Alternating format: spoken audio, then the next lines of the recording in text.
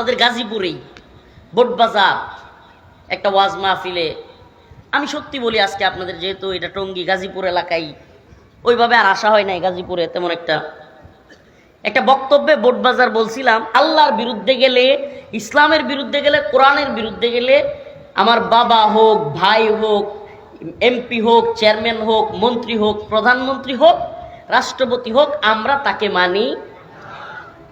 তো এই কথা বলতে গিয়া মানে আল্লাহর প্রতি, আমার রবের প্রতি সাক্ষ্যের পাওয়ার দেখাইতে গিয়া বলছিলাম যে আল্লাহর বিরুদ্ধে গেলে কসুর প্রধানমন্ত্রীও, মনে আছে আপনাদের?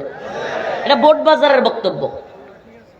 তো একটা বিষয় কি দেখেন, এখন আমাদেরকে যারা জেলখানায় নিছে, রিমান্ডে নিছে, নির্যাতন করছে, কিংবা এমনও শুনছি, আল্লাহ মাফ করুক, আমাদেরকে ভিতরে বলা হইতো যে যেহেতু তুমি বলছো যে আল্লাহর বিরুদ্ধে গেলে রাষ্ট্রপতিও মানো না, প্রধানমন্ত্রী মানো না, কিংবা তুমি যেহেতু বলছো যে আল্লাহর বিরুদ্ধে যদি কোনো সংবিধান তৈরি করে সেই সংবিধানও মানি না, তাইলে তুমি রাষ্ট্রদ্রোহী। নাউজুবিল্লাহ। দেখেন, রাষ্ট্রকে ভারতের কাছে বিক্রি করে দিয়াও রাষ্ট্রদ্রোহী না, রাষ্ট্রকে ভারতের কাছে বিক্রি করে দিয়াও কি না।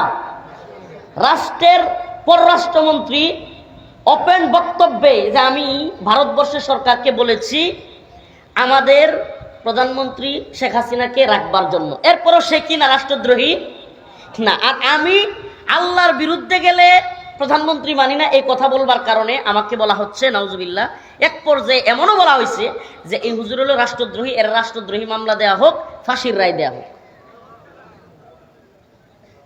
প্রিয় ভাইরা আমার, বন্ধুগণ আমার, তো কেন বক্তব্যটা কি যে আমি আল্লাহর বিরুদ্ধে গেলে, কোরআনের বিরুদ্ধে গেলে, তাইলে এখন প্রশ্ন আসে না যে আমাদেরকে বলতে হবে যে কোরআনের বিরুদ্ধে গেলেও আমরা মানি? যখন আপনি আমাকে আল্লাহর বিরুদ্ধে গেলে মানি না বললে জেলে নিবেন, রিমান্ডে নিবেন, ফাঁসির দড়ি, এগুলো ভয় দেখাবেন, তাহলে বোঝা যায় না যে এমন বলতে হবে যে আল্লাহর বিরুদ্ধে যাক, নবীর বিরুদ্ধে যাক, কোরআনের বিরুদ্ধে যাক, যেমনি মন চায় চলো, আমরা আপনাকে মানি। এরা বুঝাইতে চায় না যে এটা বলতে হবে, এটা বলতে হবে মানি না, এটা আবার কি প্রধানমন্ত্রী মানে না, এত বড় দুঃসাহস। প্রিয় ভাইরা আমার, বন্ধুগণ আমার, আমাদের এক বরেণ্য শেখুল হাদিস, বাংলাদেশের পরিচিত, আমি নাম বলতে চাচ্ছি না, মুখলিস মানুষ, আল্লাহওয়ালা মানুষ, উনি বলছিলেন, আমি কারাগারে তখন, যে এই বান্দা রফিকুল ইসলাম, সে তার ইমানি হালতটা অন্তত আল্লাহর সামনে এবং জাতির সামনে প্রকাশ তো করছে, আল্লাহ হয়তো এই কারণে তারা মাফ করে দিতে পারে। এই দিন মনটা খুব প্রশান্ত হয়ে গেছিল যে আসলেই তো সুবহানাল্লাহ, এইভাবে তো কখনো চিন্তা করে দেখি নাই যে মুখ ফসকা হোক, অনিচ্ছা সত্ত্বে হোক, কথাটা যে বেরোইছে যে কি, যে রিয়ালিটি কি রে ভাই। আমার ভাই যদি কোরআনের বিরুদ্ধে দাঁড়ায়, আমি কি তারে মানবো?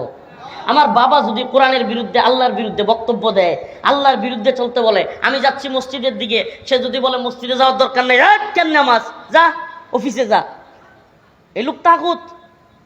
যে আল্লাহর বিরুদ্ধে অবস্থান নেয় এবং খুশি থাকে, সে কি, কথা বলেন না, সে কি? নাউজুবিল্লাহ, সে আল্লাহর চাইতে বড় শাস্তি চায়। কি শাস্তি চায়?